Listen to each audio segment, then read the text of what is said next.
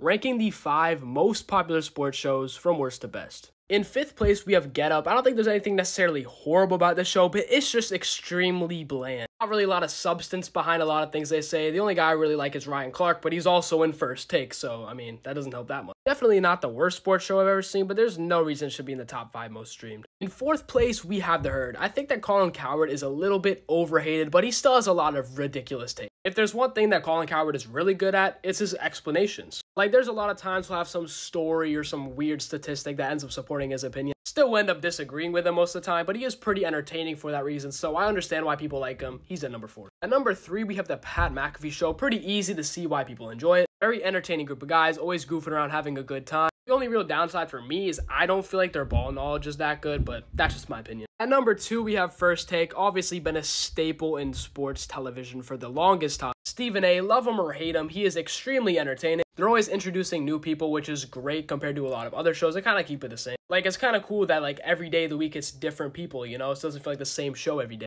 But that leads to the only downside that I see, and that's that I think some of the people they bring in are just kind of annoying. Specifically, I don't really like Dan Orlovsky at all. And they're the most popular show for a reason. They've been killing it forever. And in first place, by a mile, is First Things First. Really nothing bad about the show you can say at all. It's by far the most entertaining, and I don't even think that's a question. Kevin Wildes is definitely the best host in all of sports television. I don't think that's particularly close. Bru's always been doing his thing, and I think Nick is extremely overhated. Like, the number one complaint I see about Nick is that they say he's biased towards the Chiefs, when I don't think that makes any sense when they've won back-to-back Super Bowls, which he predicted. Like, how can you say that he's biased when he's getting it right? But this is really just all subjective for whatever you like to watch. So in the comments, rank who you would put at number 1.